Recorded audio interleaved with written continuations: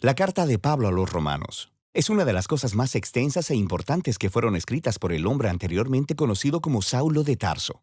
Él fue un rabí judío que pertenecía a un grupo conocido como los fariseos. Él era apasionado y devoto de la Torá de Moisés y de las tradiciones de Israel, y veía a Jesús y a sus seguidores como una amenaza. Pero después tuvo un encuentro radical con el Jesús resucitado, quien lo comisionó como un apóstol, como un representante oficial al mundo de los no judíos, que en la Biblia se conoce como el pueblo gentil. Así que empezó a identificarse con su nombre romano, Pablo.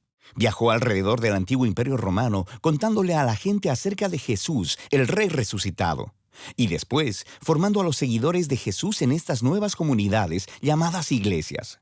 Y Pablo ocasionalmente escribiría cartas a estas nuevas comunidades de Jesús para ayudarles a desarrollar su fe o para responder sus preguntas. Y una de esas cartas es el libro de Romanos. De hecho, este libro fue escrito bastante tarde en su carrera. Sabemos por el libro de Hechos que la iglesia en Roma ya había existido por algún tiempo y que estaba formada por seguidores de Jesús, tanto judíos como no judíos. Pero en algún momento el emperador romano Claudio había expulsado a todos los judíos de Roma.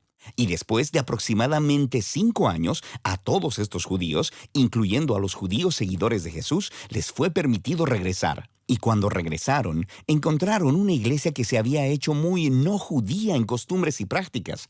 Así que esto creó mucha tensión. Así que para los días de Pablo, la iglesia en Roma estaba dividida. La gente no se ponía de acuerdo acerca de cómo seguir a Jesús. Estaban debatiendo acerca de si los cristianos no judíos deberían celebrar el día de reposo, comer kosher o ser circuncidados. Así que Pablo escribió esta carta para lograr varias cosas. Él quería que esta iglesia dividida se unificara, y con fines prácticos, él esperaba que la iglesia en Roma pudiera convertirse en una base para extender su misión más hacia el occidente, hasta llegar a España. Así que estas circunstancias fueron las que motivaron a Pablo a escribir su explicación más completa del Evangelio, las buenas nuevas que él anunciaba acerca de la vida, muerte y resurrección de Jesús. La carta está diseñada para tener 4 movimientos principales, pero está unificada como una larga exploración del Evangelio. El Evangelio, dice Pablo, primero que nada revela la justicia de Dios, y luego también crea una nueva humanidad, la cual cumple una promesa de Dios a Israel. Así que este Evangelio es lo que unificará a la iglesia. En este video solo exploraremos las ideas de los capítulos 1 al 4. Así que Pablo empieza presentándose a sí mismo como un apóstol llamado por Dios para dar a conocer el Evangelio de Jesús, quien es el Mesías de Israel, que fue levantado de los muertos como el Hijo de Dios, Rey de las Naciones. Y Jesús ahora llama a toda la humanidad a colocarse bajo su gobierno de amor. Y Pablo dice que esta buena nueva sobre el Rey Jesús es, primeramente, poder de Dios para salvar a las personas que confían en Él, y en segundo lugar, revela la justicia de Dios. Ahora, justicia es una palabra del Antiguo Testamento llena de significado para Pablo. Describe el carácter de Dios, que Él siempre hace justicia, lo que es recto y lo que es bueno, pero también que Él es fiel y justo para cumplir sus promesas. Y Pablo dice que la historia de Jesús muestra cómo Dios ha hecho ambas cosas. ¿Cómo? Bueno, primeramente hace un creativo recuento de los capítulos 3 al 11 del Génesis. Él muestra cómo todo el mundo gentil, todas las naciones, están atrapadas en una espiral de pecado y egoísmo. El corazón y la mente humana están quebrantados, dice Pablo. Le hemos dado la espalda a Dios para abrazar la idolatría, que quiere decir buscar significado en las cosas creadas y entregar nuestra lealtad a esas cosas y no a Dios. Esto resulta en una distorsión de nuestra humanidad y en comportamientos destructivos. Y lo que queda es una humanidad culpable delante de un Dios justo y recto. A lo que el pueblo de Israel podría decir, bueno, entonces es algo bueno que Dios escogiera a nuestro pueblo de entre las naciones. Él nos salvó de la esclavitud en Egipto, nos dio las leyes de la Torá y en ellas el día de reposo y el comer kosher y la circuncisión. Y todas estas leyes nos muestran la manera de vivir como el pueblo santo de Dios. Pero no tan rápido, dice Pablo. Él también les recuerda la historia de la Torá y del resto del Antiguo Testamento, el cual demuestra que Israel era tan pecaminoso, idólatra y moralmente quebrantado como el resto de la humanidad. De hecho, Israel es todavía más culpable que los gentiles, dice Pablo, porque ellos tienen la Torá y deberían saber cómo son las cosas. Así que, concluye Pablo, toda la humanidad, gentiles e israelitas, están desesperanzadamente atrapados y son culpables delante de Dios. Pero esa no es la última palabra. Las buenas nuevas de Jesús son la respuesta de Dios.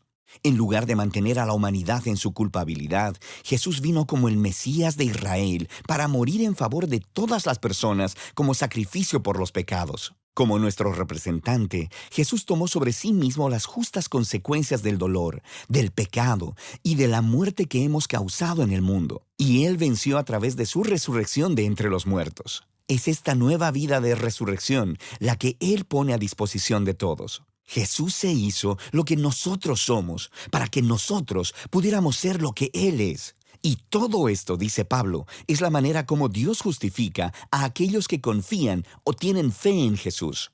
Justificación es otro término del Antiguo Testamento lleno de significado para Pablo y se relaciona con la justicia de Dios. Literalmente significa declarar como justo. Debido a lo que Jesús hizo a nuestro favor, se nos da un nuevo estado delante de Dios. En lugar de declararnos culpables, Dios nos declara como personas que tenemos una correcta relación con Él y somos perdonados. La justificación nos integra en una nueva familia. A la persona que confía en Jesús se le da un lugar dentro del pueblo del pacto de Dios. La justificación también resulta en un nuevo futuro que comienza con un viaje de transformación de la vida por la gracia de Dios. Así que todas estas cosas acerca de la justificación son un regalo de Dios para aquellos que están en Cristo a través de la fe. Y esto lleva a que Pablo, en el capítulo 4, explore las enormes implicaciones que todo esto tiene respecto de quién puede ser parte de la familia del pacto de Dios. Él regresa a la historia de Abraham en Génesis 15. Antes de que cualquiera de las leyes de la Torá les fuesen dadas a Israel, Abraham fue justificado o declarado justo delante de Dios. ¿Cómo? Bueno, Dios prometió que Abraham se convertiría en el padre de una gran familia multiétnica que recibiría la bendición de Dios, pero él y su esposa Sara eran muy viejos y nunca habían podido tener hijos. Pero aún así, Abraham tuvo una fe radical y confió en la promesa de Dios. Así que Dios lo declaró como justo. Así que Pablo dice que ahora Abraham se ha convertido en el padre de la nueva familia del pacto de Dios y que esta familia se está esparciendo por todo el mundo. Está formada por los judíos y los gentiles que tienen esa misma clase de fe y confianza en aquel que cumplió la promesa de Dios a Abraham, Jesús el Mesías.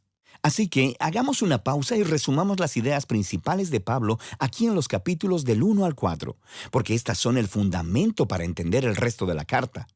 Toda la humanidad está sin esperanza, atrapada en pecado y necesita ser rescatada. Sin embargo, este rescate no sucederá porque ellos intenten obedecer las leyes de la Torá. En lugar de eso, el carácter justo de Dios le ha movido a rescatar al mundo a través de la muerte y resurrección de Jesús, de modo que Él pudiera crear esa familia multiétnica de Abraham basada en la fe como su nuevo pueblo del pacto. Así que Pablo va a mostrar cómo esta nueva familia es parte de algo mucho, mucho más grande y que los llama a una manera completamente nueva de vivir juntos. Pero todo ello estará basado en estas ideas centrales exploradas en los capítulos del 1 al 4 de la carta de Pablo a los Romanos.